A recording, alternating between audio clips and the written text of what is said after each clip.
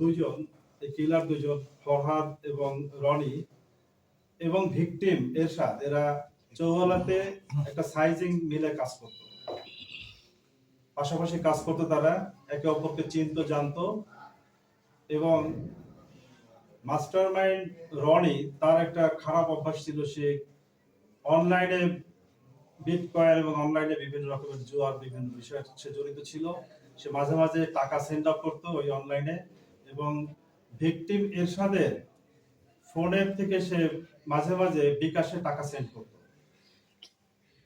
যে কোনো ভাবেই হোক, সে ভিকটিম এরশাদের মোবাইলের যে পিন কোডটা, বিকাশের যে পিন কোড, এই পিন কোডটা সে জানতে পারে, সে কৌশলে সেটা জেনে নেয়। এবং সে পরবর্তীতে তার যখন চাকরি চলে যায়, সে টাকার প্রেশারের মধ্যে থাকে, জুয়ার কারণে, অন্যান্য কারণে যখন সে টাকার প্রেশারে ছিল, তখন সে তার এক বন্ধু, যার কথা বললাম আমরা, ফরহাদের সাথে একটা পরিকল্পনা করে। গত 7 ফেব্রুয়ারিতে এবং 8 ফেব্রুয়ারিতে 2 দিন তারা বসে বসে পরিকল্পনা করে টাকার জোগাড় কিভাবে করা যায়।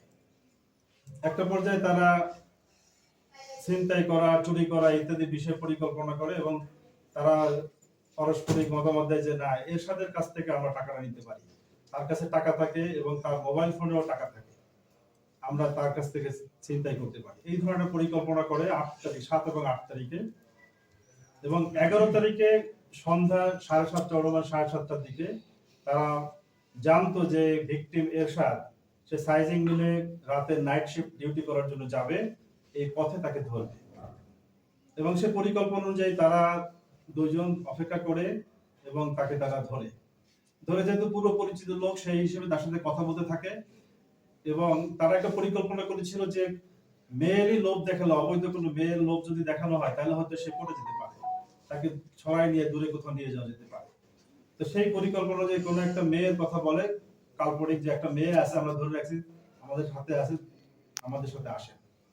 কৌশলে ভিকটিম এরশাদকে নিয়ে যায় বালুমাঠ এলাকায়, এবং বালুমাঠ এলাকায় তার কাছ থেকে মোবাইলটা নেওয়ার চেষ্টা করে।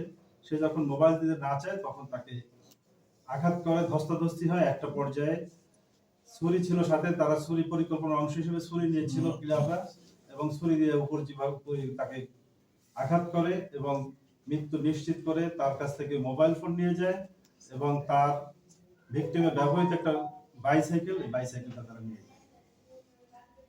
তো ওদিন রাতেই আসামি রনি বাইসাইকেল এবং মোবাইল দুটারই দায়িত্ব সে নিজে নেয়, এবং ওদিন রাতেই সে বিকাশ থেকে পিন কোড নেওয়া যে তথ্য ছিল তার কাছে, সেটার মাধ্যমে সে 6,500 টাকা বিকাশ থেকে ক্যাশ আউট করে।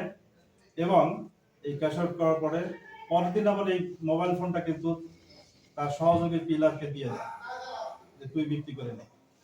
আর যে সাইকেলটা ছিল, বাইসাইকেলটা, সেটা সে মাধবদীতে একটা গ্যারেজে বিক্রি করে, বাটপাড়াতে। ওখানে একটা গ্যারেজে মাত্র 900 টাকার বিনিময়ে বিক্রি করে। এবং ফরহাদ ওই মোবাইল ফোনটা মাত্র 1500 টাকায় বিক্রি করে। মাত্র এই কটা টাকার জন্য একটা জীবনকে, তরতাজা জীবনকে তার নৃশংসভাবে হত্যা করে। বিষয়টা আমারও খুব খারাপ লাগে।